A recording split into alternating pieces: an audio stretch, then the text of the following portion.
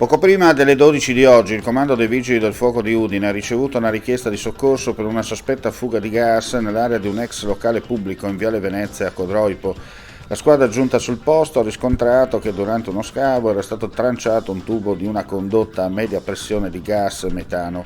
I Vigili del Fuoco hanno immediatamente iniziato le operazioni di messa in sicurezza, interdicendo la zona a rischio e abbattendo la nuvola di gas che si stava formando utilizzando oggetti di acqua nebulizzata. L'intervento si è concluso dopo che i tecnici dell'azienda di distribuzione del gas hanno eliminato la perdita inserendo una valvola a monte della rottura della condotta. Nessuna persona per fortuna è rimasta ferita.